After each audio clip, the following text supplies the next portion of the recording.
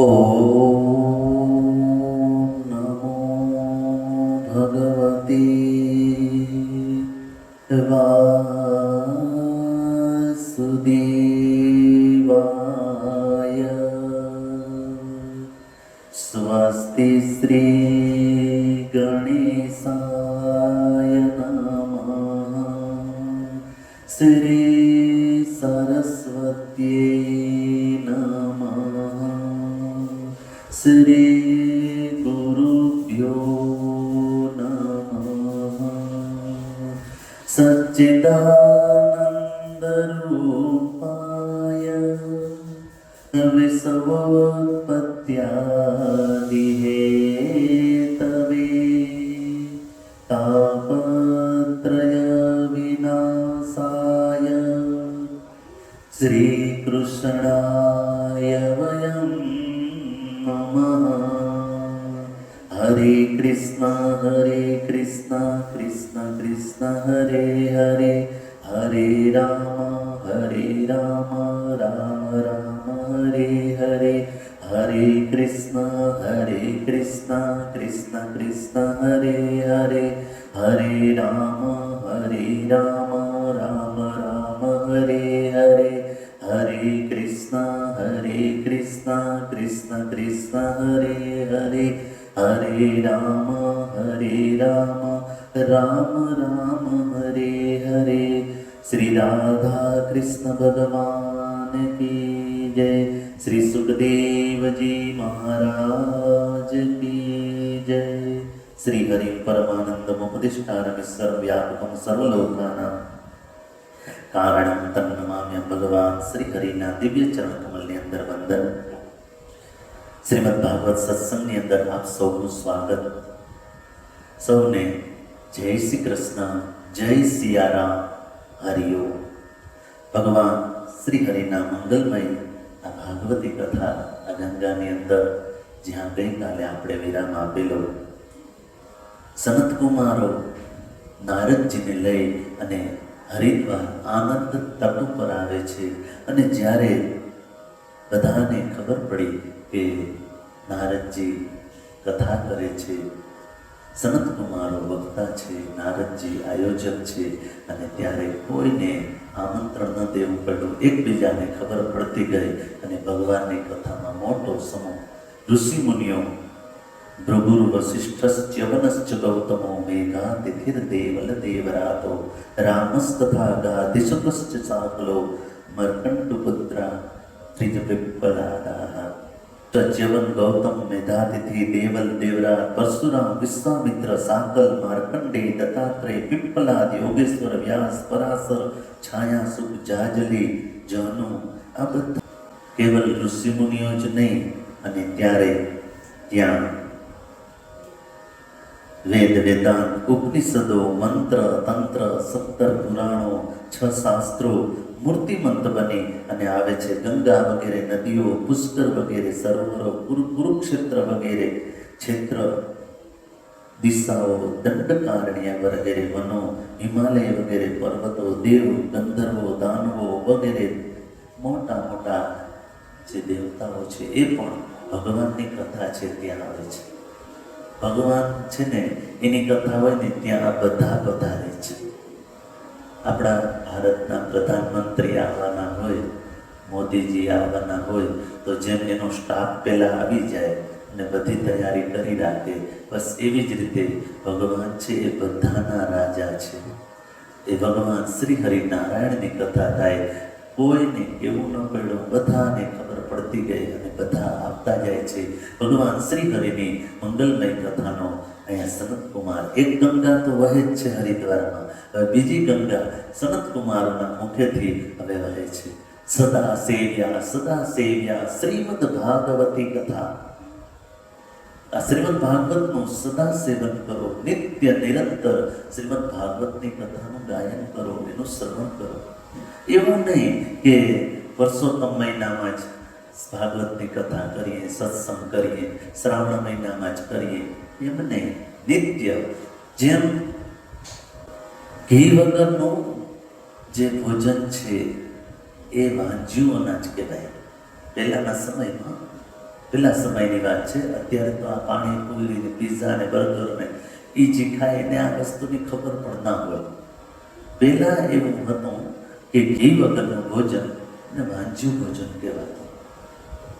બસ એવી જ રીતે ભગવાન નામ લીધા વિના, ભગવાનની કથા વિના જો આપણો દિવસ વીતે તો એ વાંજ્યો દિવસ કહેવાય. તો અહીંયા શ્રીમદ ભાગવતની કથા શ્રવણ કરીએ ત્યારે એના નિયમ બતાવ્યા છે કે જે શ્રીમદ ભાગવતનું શ્રવણ કરો એમાં જો આ નિયમનું પાલન થાય. શ્રીમદ ભાગવત છે ને એ ઔષધિ છે, દવા છે. જેમ ડૉક્ટર પાસે આપણે જાય દવા લઈ પછી દવાથી જ ખાલી સાજા ન થવાય, એની સાથે એની પરેજી કે ખાટું ન ખાજો, ખારું ન ખાજો. આ બધા જે એની પરેજી છે એ પણ પાડવી એટલી જ જરૂરી છે. દવા અને પરેજી બંને સાથે મળે એટલે માણસ સ્વસ્થ રહે. શ્રીમદ ભાગવત છે એ ઔષધિ છે, દવા છે, અને જે એના આ નિયમો છે એ પરેજી છે. તો અહીંયા નિયમ બતાવ્યા છે, 4 નિયમનું જે શ્રોતા શ્રવણ કરે છે, સાવધાન, ખૂબ સાવધાનીથી સાંભળજો. શ્રીમદ ભાગવતનું જે શ્રવણ કરે છે તો આ 4 નિયમનું બરાબર પાલન કરવું. પહેલો નિયમ, વક્તાના વચન ઉપર વિશ્વાસ. વક્તાને ચોઈસ કરો કે આ વક્તાની કથા અમને ગમે, એને તેડાવો. પણ જ્યારે એ કથા કરે છે ત્યારે એ બોલે છે સત્ય જ છે, આવો દ્રઢ ભરોસો. આને કહે છે વક્તા ઉપર શ્રદ્ધા. શ્રદ્ધા શબ્દનો અર્થ જ આ થાય. શ્રદ્ધા, સત અને ધા, આ 2 શબ્દથી શ્રદ્ધા શબ્દ બને છે. તો સત એટલે સત્ય, ધા એટલે ધારણ. જે સત્યને ધારણ કરે છે એ છે શ્રદ્ધા. બીજી વાત, શ્રદ્ધા એટલે બીજો અર્થ કે જે શાસ્ત્રમાં લખેલી વાતો છે, જે મહાપુરુષો, સંતો, મંતો, ઋષિઓએ જે વાતો કહે છે એ બરાબર સત્ય જ છે, આવો દ્રઢ ભરોસો. આનું નામ છે શ્રદ્ધા. ત્યાં આપણે આપણી બુદ્ધિને ન લગાડવી કે આમ કે તો આમ હોય, આ એમ જ હોય. વક્તાના વચન ઉપર પૂરો વિશ્વાસ, આને કહે છે શ્રદ્ધા. બીજી વસ્તુ બતાવી, દીનતાનો ભાવ. દીન બની અને કથા સાંભળીએ. દીનનો અર્થ થાય છે હું કાંઈ નથી જાણતો. આટલા ખાલી થઈને બેસો તો ભરાશે. ગલાસ ખાલી હોય ને એમાં પાણી નાખો તો ભરાય, ભરેલ હોય એમાં નાખો તો ઢોરાઈ જાય. એમ આપણે આપણા તર્ક ઉતર્ક એના દ્વારા આપણે આખા ભરાયેલા હોય, અભિમાનથી ભરાયેલા હોય, પદ પ્રતિષ્ઠાથી ભરાયેલા હોય, પૈસાથી ભરાયેલા હોય. આ બધું છે ને એનાથી જ્યાં સુધી એ બધી વસ્તુ હશે ને આપણી અંદર, કથા અંદર નહીં ઉતરે, ભરાશો નહીં. કથા જ્યારે સાંભળીએ ત્યારે સાવ ખાલી થઈને બેસીએ. શું કામ? તો કે ભગવાન છે ને એ ચતુરના પણ ચતુર છે. એના સામે ચતુર માણસ પસંદ નથી, એને ચરિત્રવાન પસંદ છે. એની સામે જ્યારે બેસીએ ત્યારે સાવ દીન બનીને અને એ કથા છે ને અંદર ઉતરશે. એ કથા છે ને કંઈક અસર કરશે, એ કથા સમજાશે. અગર ઘણી વાર માથેથી વહી જાય, કંઈ સમજાય નહીં. ત્રીજી વસ્તુ બતાવી છે, મનના દોષો પર વિજય. મનના દોષ ક્યાં છે? રામચરિત માનસની અંદર તુલસીદાસ કહે છે, કામાવાત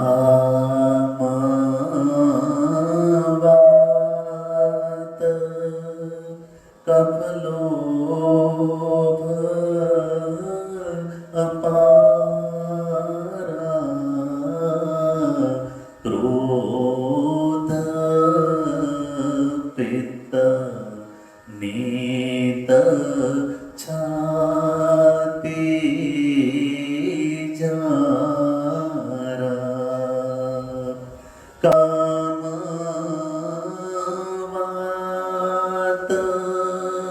કફલોભ અપારા ક્રોધ પિત્ત નીત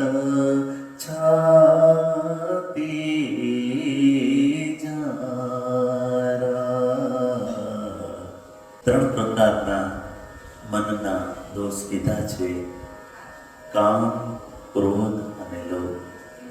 શરીરના પણ ત્રિદોષ છે, વાત, પિત્ત અને કફ. આ શરીરના ત્રિદોષ છે એમ મનના પણ ત્રિદોષ છે, કામ, ક્રોધ અને લોભ. કામ છે ને એ મનમાં આવે, ક્રોધ છે ને એ મનમાં આવે, હાથમાં, પગમાં, નાકમાં, કાનમાં, એમાં ના આવે, મનમાં આવે. કામ મનમાં આવે, ક્રોધ મનમાં આવે અને લોભ મનમાં આવે છે. આ ત્રિદોષ કીધા છે, 3 દોષ કીધા છે. આ કામ, ક્રોધ અને લોભ જ્યારે આપણે ભગવાનની કથાનું શ્રવણ કરીએ ત્યારે આ 3 દોષને મનમાંથી કાઢી નાખવા. અને ચોથી વસ્તુ બતાવી છે ચિત્તની એકાગ્રતા. ચિત્તથી કથા સાંભળો. ચિત્ત એટલે મનનો એક સૂક્ષ્મ ભાગ છે. જો ચિત્ત જ્યાં હશે ને એ વસ્તુ જ માણસની અંદર ઉતરે. જ્યારે ટીચર, શિક્ષક જ્યારે વિદ્યાર્થીને ભણાવે છે, જો એનું ચિત્ત ત્યાં હશે તો એક જ વખત બોલશે અને એ વિદ્યાર્થીની અંદર ઉતરી જશે. પણ જો ચિત્ત ત્યાં નહીં હોય તો ભલે ગમે એટલા ટ્યુશન રાખે, ગમે એટલી મોટી મોટી સ્કૂલમાં ભણાવે, ગમે એટલી ફીસ ભરે, અરે પ્રાઇવેટ ટ્યુશન રાખે, કારણ કે ચિત્ત એમાં નથી. તો ચિત્તથી, મનથી કથા સાંભળો. કથા કાનથી નહીં, કથા મનથી સાંભળો. અને મનથી સાંભળેલી કથા છે ને એ અંદર ઉતરી જશે. કાંઈ નહીં કરવું પડે, સીધી અંદર ઉતરી જશે. ચિત્ત બરાબર ભગવાનની કથામાં. તો આ 4 નિયમ: વક્તાના વચન ઉપર વિશ્વાસ, પછી દીન બની અને આપણે બેસીએ, દીનતાનો ભાવ. ત્રીજી વસ્તુ મનના ત્રિદોષ છે એને દૂર કરીએ. અને ચોથી વસ્તુ ચિત્ત ભગવાનની કથામાં આપીએ, ચિત્તની એકાગ્રતાપૂર્વક ભગવાનની કથા સાંભળીએ. જો આ 4 નિયમનું પાલન કરી અને જે શ્રોતા ભગવાનની કથાનું શ્રવણ કરે તો આ સંસારના લૌકિક સુખ નહીં, સંપત્તિ, ગાડી, બંગલો, સુખ, એ સુખ નહીં. કેવું ફળ મળે? તો કે આ ભગવાનની કથા, આ 4 નિયમનું પાલન કરીને જે શ્રોતા શ્રવણ કરે એમને વૈકુંઠની પ્રાપ્તિ થઈ જાય. આ છે શ્રીમદ ભાગવત. સનત કુમારો કહે છે કે આ નિયમોનું જેટલું બને એટલું પાલન કરીએ. અહીંયા સનત કુમારો કહે છે કે જો કોઈ દરરોજ એ માટે શ્રીમદ ભાગવતનો ઘરમાં પાઠ કરે ને, એનું ઘર નથી રહેતું, પછી ઘરમાં નથી રહેતા. કીધું તો એ તીર્થ મારીએ છીએ, હરિદ્વારમાં ગંગાના કિનારે રહીએ છીએ, જેના ઘરમાં નિત્ય ભાગવતજીનો પાઠ થાય. પછી એવું નહીં કે એક સ્કંધનો જ પાઠ કરવો, એક અધ્યાયનો જ પાઠ કરવો, એક શ્લોક ભલે કરીએ. શ્લોકાર્ધમ શ્લોકપાદમ વા પઠે ભાગવતમ જય. એક શ્લોકનો પાઠ, અરે ત્યાં સુધી કીધું એક શ્લોકનો પાઠ ન થાય. શ્લોકાર્ધમ શ્લોકપાદમ વા પઠે ભાગવતમ જય નિત્યમ પુણ્યમવાપ્નોતિ રાજસૂય અશ્વમેધયોઃ. કોઈ એક શ્લોકનો પાઠ કરે, એક શ્લોકનો સમય નથી, મન નથી થતું, અડધા શ્લોકનો પણ નહીં તો એક ચરણ, તો પણ રાજસૂય અશ્વમેધ યજ્ઞનું ફળ એમને પ્રાપ્ત થાય. ગયા કાશી, પુષ્કર, પ્રયાગ એમાં તમે યાત્રા કરો, એનાથી પણ વધારે ભાગવતના શ્રવણનું પુણ્ય મળે છે. અંતકાળે શ્રીમદ ભાગવતનું, જેનું મૃત્યુ સાવ નજીક છે, અંતકાળ છે, અને ત્યારે શ્રીમદ ભાગવતનું કોઈ શ્રવણ કરે તો એનો વૈકુંઠમાં વાસ થાય છે. જપ, તપ, યોગ, સમાધિ, આ જે કંઈ ફળ આપે છે ને, યજ્ઞ, જપ, તપ, યોગ, એ પણ બહુ લાંબા સમયે ફળ આપે છે. એનાથી પણ વધારે શ્રીમદ ભાગવતનું શ્રવણ કરવા માત્રથી ફળ પ્રાપ્ત થઈ જાય. એટલે આનો અર્થ એવો નથી કે આ યજ્ઞ, જપ, તપ, યોગ એનો મહિમા ઓછો છે. નહીં, આમ નથી કહેવાનું. આ સનત કુમારો એમ કહેવા માંગે છે કે કલયુગના માણસનું કેપેસિટી છે ને એટલી નથી હોતી. આ સાધનોનો મહિમા ઓછો નથી, પણ માણસની અંદર એટલી કેપેસિટી નથી કે એ આ બધું યજ્ઞ જપ તપ નિયમપૂર્વક કરી શકે. યોગ છે ને એમાં આપણે જે યોગ કરીએ છીએ એને સારું કરવાના જ છે, મૂકવાના પણ નથી. પણ એ યોગ સાચા શું છે એની રીત ખબર છે? એના અષ્ટાંગ યોગની વિધિ હોય છે. યમ, નિયમ, આસન, પ્રાણાયામ, પ્રત્યાહાર, ધારણા, ધ્યાન અને સમાધિ. આને અષ્ટાંગ યોગ કહે અને અષ્ટાંગ યોગની વિધિ છે. આપણે જે અત્યારે કરીએ છીએ ને, અત્યારે જે ચાલે છે ને, બે વસ્તુ, એક આસન અને બીજું પ્રાણાયામ. એમાં જે રામદેવ બાબા કરાવે છે, યામજી પેટ ફેરવે, આપણાથી ફરે. આ બધી વસ્તુ જે યોગને છે એનો મહિમા ઓછો નથી, પણ આપણી કેપેસિટી નથી. માટે આપણા માટે તો શું છે? કેવલ ભગવાનનું નામ, કેવલ ભગવાનની કથા એ શ્રવણ કરીએ. કારણ કે યોગને આપણાથી નહીં થાય. એ યોગ કરતા કરતા યમ, નિયમ, આસન, પ્રાણાયામ, પ્રત્યાહાર, ધારણા, ધ્યાન, આમ એક એક સ્ટેપ ઉપર ચડતા ચડતા છેલ્લે આવે છે સમાધિ. અને સમાધિની અંદર એ પરમાત્માનો અનુભવ કરી લે છે. તો આપણાથી એ પણ નહીં થાય. તો આપણા માટે આ સનત કુમારો કહે છે, ભગવાનની કથા કેવલ જે સાંભળે છે ને, ભગવાનની કથાનું બરાબર મનથી શ્રવણ કરે છે ને, એને આ બધા ફળ મળી જાય છે. બધા ફળ મળી જાય. માટે સદા સેવ્યા શ્રીમદ ભાગવતી કથા. જે ધનહીન હોય તો ધનની પ્રાપ્તિ થાય, પુત્રહીન હોય તો પુત્રની પ્રાપ્તિ થાય, ભાગ્યહીન હોય તો ભાગ્યની પ્રાપ્તિ થાય, ક્ષય રોગી હોય તો ક્ષય દૂર થાય, જે સ્ત્રીનું રજોદર્શન અટકી ગયું હોય અને એ ભાગવતની કથા સાંભળે, સંતાન ન હોય એ પણ ભાગવતની કથા સાંભળે, એક સંતાન થઈ અને પછી બીજા સંતાન ન થતા હોય, એનું મૃત્યુ થતું હોય, એ ભાગવતની કથા સાંભળે, જેનું ગર્ભ વારંવાર પડી જતું હોય, જેને ગર્ભની અંદર પણ મિસ થઈ જતું હોય, તો એ જો આ ભાગવતની કથા સાંભળે તો ભગવાન એમના ઉપર કૃપા કરે છે. આ છે શ્રીમદ ભાગવતનો મહિમા. આ સનત કુમારો આ શ્રીમદ ભાગવત બોલજો, આ મારી વાત નથી. શ્રીમદ ભાગવતના મહાત્મ્યમાં લખેલું છે શ્રીમદ ભાગવતનો કેટલો મહિમા છે. ભક્તિ, જ્ઞાન અને વૈરાગ્ય એ ભગવાનની કથાનો જ્યાં પ્રારંભ થયો ત્યાં તો જાગૃત થયું.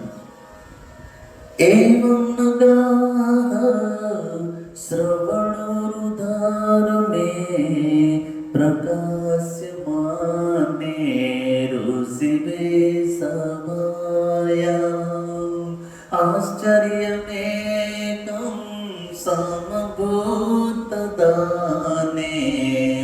તદુચ્યતે સંશૃણુષો ન કર્તવ્યં ભક્તિ સુતો તરુણો ગૃહીત્વા પ્રેમે કરૂપા સહસા વિરસીત.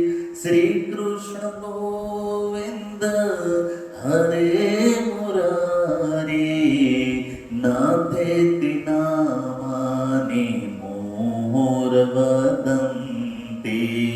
શ્રી કૃષ્ણ ગોવિંદ હરે મુરારી હે નાથ નારાયણ વાસુદેવ.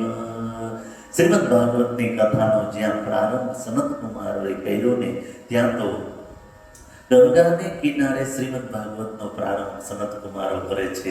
અને યમુનાના કિનારે રહેલા ભક્તિ, જ્ઞાન અને વૈરાગ્યને જાણે આમ કરંટ લાગ્યો અને સીધા જાગૃત થયા. જ્ઞાન અને વૈરાગ્ય ન કેવલ જાગૃત થયા, એમની અંદર ચેતના આવી ગઈ. અને ના તો કેવલ ચેતના આવી, એ નાચવા લાગ્યા, ગાવા લાગ્યા, હરિનામ સંકીર્તન કરવા લાગ્યા, હરિબોલ હરિબોલ હરિબોલ આવો નાદ કરવા લાગ્યા. અને ભક્તિ, જ્ઞાન અને વૈરાગ્ય આવે છે ભગવાનની કથામાં છેક ગંગાજીના કિનારે. અને ત્યારે ભક્તિ, જ્ઞાન અને વૈરાગ્ય સનત કુમારોને પૂછે છે કે મહારાજ કલયુગ દ્વારા આ ભક્તિ મારા બંને પુત્રો જ્ઞાનને અને વૈરાગ્ય નષ્ટ જેવા થઈ ગયા હતા. આપની ભાગવતની કથાએ અમને પાછા પુષ્ટ કર્યા, પુનર્જીવિત કરી દીધા. મહારાજ હવે આપ કહો અમે ક્યાં રહી? અને ત્યારે અહીંયા સનત કુમારો કહે છે કે હે ભક્તિ મહારાણી, જે ભગવાનની કથા સાંભળે છે ને એના હૃદયમાં તમે આવીને બિરાજો. અને જે ભગવાનની કથા સાંભળે છે એના હૃદયમાં આવી ભક્તિ મહારાણી બિરાઈ જાય. અને જ્યાં ભક્તિ આવે ને ત્યાં ભગવાન આવે જ. ભગવાન શ્રી હરિ પણ ત્યાં પ્રગટ થઈ ગયા. બોલીએ શ્રી બાલકૃષ્ણલાલ કી જય. અહીંયા શ્રી સનત કુમારોની પાસે આવે છે અને કહે છે કે મહારાજ, ભક્તિ જ્ઞાન ને વૈરાગ્યને જગાડવા માટે આ કથાનું આયોજન હતું, પણ યહાં તો ઉમ્મીદ સે દુગના મિલ ગયા. અહીં તો ભગવાન પ્રગટ થઈ ગયા. પ્રત્યક્ષ ચમત્કાર, પ્રત્યક્ષ પ્રમાણ મને મળી ગયું. ભાગવતની કથા કામ તો કરે જ છે, જ્ઞાન ને વૈરાગ્યને જગાડી દે અને ભગવાનને પણ પ્રગટ કરી દે. પણ મહારાજ હવે એના સિવાય કોઈ આ કથા કંઈ કામ કરે? બીજા કેમાંય કામ આવે? કોઈ જાણતા અજાણતા પાપ થઈ ગયું હોય તો એમાંથી આ કથા મુક્ત કરી દે? સનત કુમારાએ કીધું હા, એમાંથી પણ મુક્ત કરી દઈએ. અહીંયા એક શ્રીમદ ભાગવતના સત્સંગને આપણે અત્યારે વિરામ આપશું. અને હવે જે કથા છે કે ગમે તેવું કાયિક, વાચિક કે માનસિક પાપ કરનાર હોય એ પણ પવિત્ર બની જાય, તો એના માટે અહીંયા આત્મદેવની કથા મૂકી છે. તો એ કથા આપણે આવતીકાલે એનું શ્રવણ કરશું. અત્યારે કથાને વિરામ.